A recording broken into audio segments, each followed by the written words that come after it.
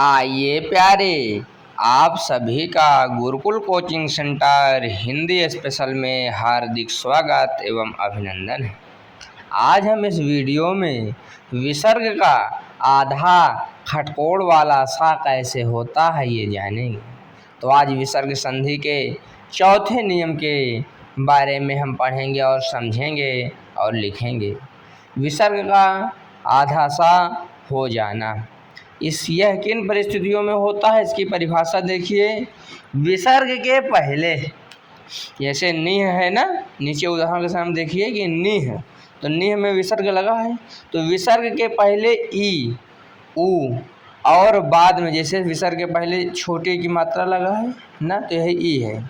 तो विसर्ग के पहले ई ऊ और बाद में यानी दूसरे तरफ का, खा, टा, ठा, पा, फा, यानी काखा, टाठा, पाफा में से कोई वर्ण हो तो विसर्ग का आधा सा हो जाता है। कहने का मतलब कि विसर्ग के पहले यदि पहले ई या ऊ आए और बाद में का वर्ग का प्रथम दो वर्ण का खा, टा वर्ग का प्रथम दो वर्ण टाठा और पा वर्ग का प्रथम दो वर्ण पाफा, यानी का वर्ग के बाद एक वर्ग छोड़कर टा वर्ग का और टा वर्ग के बाद एक वर्ग छोड़कर पा वर्ग का में से कोई वर्ण हो तो विसर्ग का सा हो जाता है। जैसे लिखा हुआ है निह धन कपट। अब शर्त क्या है कि विसर्ग के पहले ई और ऊ हो और दूसरी तरफ का, खा, टा, ठा या पाफा हो तो विसर्ग का आधा सा, यानी विसर्ग का आधा खटकोड़ वाला सा हो जाता है। तो निह में विसर्ग के पहले छोटी है, पहली शर्त मंजूर हो गई। दूसरा शर्त भी उसी अनुसार है, चौथे नियम के अनुसार का है, तो अब क्या हो जाएगा, विसर्ग का आधा सा हो जाएगा और सब उसी प्रकार लिख दिया जाएगा। केवल विसर्ग के स्थान पर आधा सा खटकोड़ वाला लगा दिया जाएगा और हो जाएगा निष्कपट।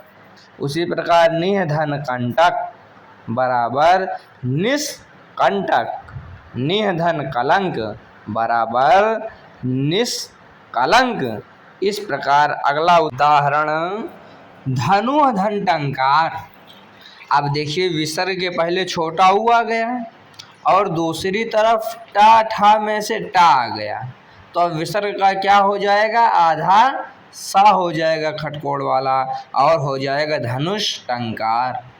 निह धन ठुर बराबर निष्ठुर, निह धन प्राण बराबर निष्प्राण, निह धन फल बराबर निष्फल। एक बार परिभाषा याद हो गई और याद परिभाषा को समझ लिया, तब फिर समझ लीजिए बहुत आसानी के साथ आप संधि कर पाएंगे, संधि विच्छेद भी कर पाएंगे। निह धन पाप बराबर निष्पाप, दुह धन परिणाम। वही नियम देखिए कितनी सुंदरता के साथ प्रयोग करते हुए आधा सा आ गया विसर्ग के स्थान पर और हो गया दुष्परिणाम। चतुह धन पद, विसर्ग के स्थान पर आधा सा चतुष्पद। इसी प्रकार बहिः धनकार हो जाएगा और बहिः धनकार मिलकर क्या हो जाएगा, क्योंकि विसर्ग के पहले छोटी है और दूसरी तरफ का से कबूतर है, तो फिर विसर्ग संधि के चौथे नियम के अनुसार यह विसर्ग के स्थान पर यहाँ पर आधा सा खटकोड़ वाला आ जाएगा और मिलकर हो जाएगा बहिष्कार। निह धन पापी, नियम नंबर 4 विसर्ग संधि के अनुसार विसर्ग के स्थान पर आधा खटकोड़ वाला सा आ जाएगा और हो जाएगा निष्पापी। तो इस प्रकार आपके समक्ष विसर्ग संधि के चौथे नियम विसर्ग के स्थान पर खटकोड़ वाला आधा सा कैसे होता है, इसको हमने उदाहरण सहित परिभाषा के साथ समझा, पढ़ा, लिखा। नोट्स ज़रूर बना लिया करिए जब पढ़ा करिए तो। आप सभी का Gurukul coaching centre Hindi special विश्वास बनाए रखने के लिए धन्यवाद करता है। उम्मीद है आप वीडियो को लाइक करके किसी भी प्रश्न यदि किसी भी तरीके का इस पढ़ाई संबंधित हिंदी के संबंध में आपके मन में हो तो आप कमेंट करिएगा और शेयर करिए जिससे और परिवार बढ़ सके। सब्सक्राइब करना न भूलें। आप सभी प्यारों का धन्यवाद।